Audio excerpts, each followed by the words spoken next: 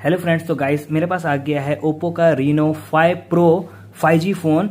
तो इसके हम कुछ हिडन फीचर्स देखेंगे या आप बोल सकते हैं स्पेशल फीचर्स। तो वो सारी चीज़ मैं आपको बताने वाला हूँ। ये कुछ 30+ फीचर्स मैं आपको इसके अंदर बता दूंगा। अब मैं आपको बता देता हूँ नेक्स्ट फीचर्स के बारे में।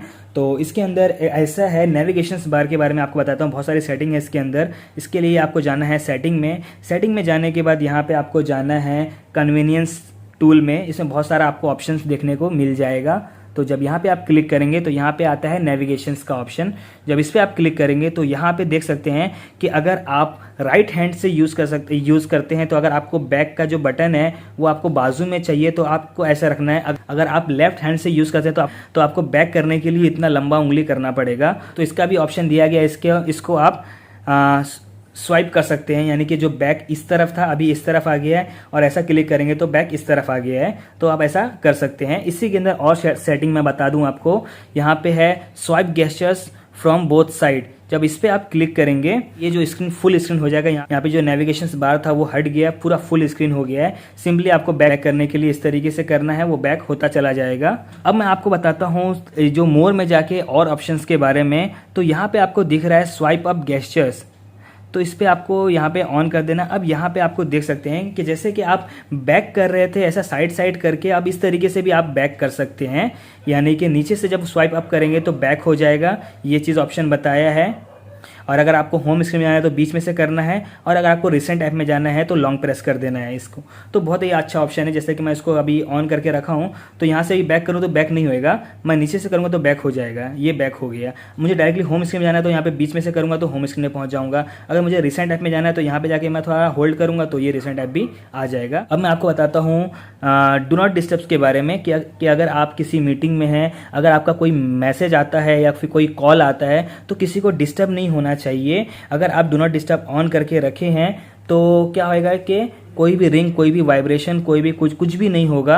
तो इसके लिए आपको क्या करना है, अगर आपको करना है ऐसा तो आपको जाना है इसके अंदर सेटिंग में, और सेटिंग में जाने के बाद आपको जाना है साउंड एंड वाइब्रेशन में। यहाँ पे जाने के बाद यहाँ पे जब जाएंगे तो यहाँ पे आपको डू नॉट डिस्टर्ब का ऑप्शन मिल जाएगा। जब इसको आप ऑन कर देंगे तो यहाँ पे आपका डू नॉट डिस्टर्ब ऑन हो जाएगा। और ये आपको पता चलेगा जब यहाँ पे आप देखेंगे तो यहाँ पे कुछ मून जैसा दिखेगा, चांद जैसा दिखेगा, तो आपको समझ में आ जाएगा कि मैं डू नॉट डिस्टर्ब पे ऑन करके रखा हूँ। इससे क्या होगा कि कोई भी वाइब्रेशन, कोई भी रिंग, कोई भी मैसेज नहीं बजेगा।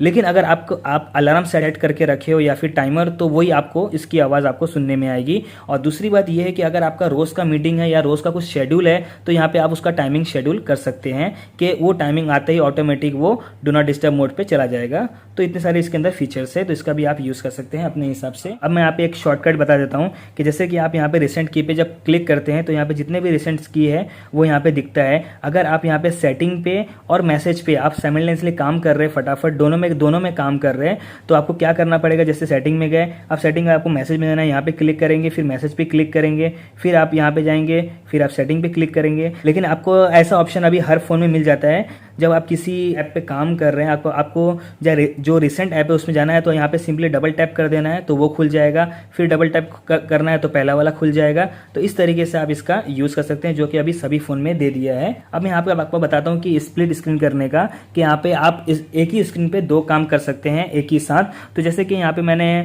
यूट्यूब खोल दिया, अब मैं यहाँ पे यूट्यूब देख रहा हूँ। अब यूट्यूब देख रहा हूँ तो अब मुझे दूसरा काम भी करना है, तो क्या करना है, 3 फिंगर से स्वाइप अप कर देना है।